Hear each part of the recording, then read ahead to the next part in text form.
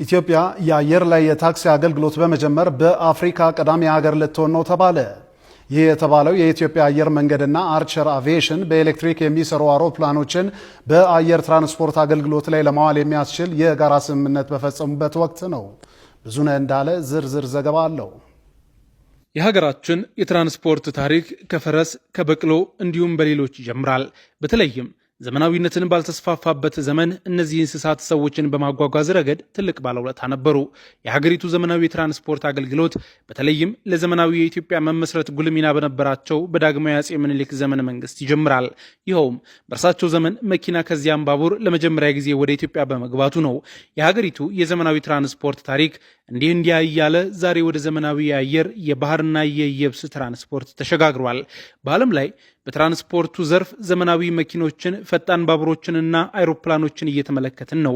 ዘርፉ ከጊዜ ወደ ጊዜ በቴክኖሎጂ እየመጠቀ መምጣቱንም ተከትሎ ታይተው የማይታወቁ የትራንስፖርት አይነቶችም ብቅ ማለት ጀምረዋል። ከነዚህ ውስጥም የበርካቶችን ትኩረት የሳበው የአየር ላይ የታክሲ አገልግሎት ይሰጣሉ የተባሉት የኤሌክትሪክ አውሮፕላኖች ናቸው። እነዚህ የአውሮፕላን መንደርደሪያ የማያስፈልጋቸው ሽቅብ ተነስተው ቁልቁል ማረፍ የሚችሉት አውሮፕላኖች ወደ ሀገራችንም ሊገቡ መሆኑ ታውቋል።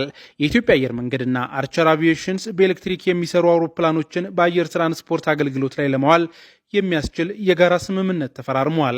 ስምምነቱ ዘመኑ የደረሰበትን የአየር ትራንስፖርት አገልግሎት መስጠት ከማስቻሉም በላይ ለአየር ንብረት መጠበቅ የራሱን አስተዋጽኦም ያበረክታል።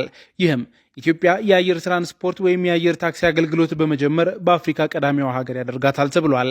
ይህ አገልግሎት በመኪና ከ60 እስከ 90 ደቂቃ የሚወስድን ጉዞ ወደ 10 ደቂቃ ዝቅ የሚያደርግ አገልግሎት እንደሆነ የተገለጸ ሲሆን እጅግ ፈጣን የትራንስፖርት ዘርፍም ያደርገዋል። የአርቸር መስራችና ዋና ስራ አስፈጻሚ አደም ጎልደስቴን በስምምነቱ ወቅት እንዳሉት ባለፈው ወር በአቡዳቢ አቪዬሽን ተመሳሳይ አገልግሎት ለማስጀመር ስምምነት መፈጸማቸውን አስታውሰው አሁን በአፍሪካ በቀዳሚነት በግዙፉ የኢትዮጵያ አየር መንገድ በመጀመራቸው መደሰታቸውን ገልጸዋል። የአርቸር የአፍሪካ ዋና ስራ አስኪያጅ አላስቲር ኮርቲስ ይህ ከኢትዮጵያ አየር መንገድ ጋር ያለው ትብብር ዘላቂና ቀልጣፋ የአየር ትራንስፖርት መፍትሄዎችን ለኢትዮጵያና ለሰፊው አፍሪካ ገበያ ለማምጣት የለውጥ እርምጃ ነው ብለዋል።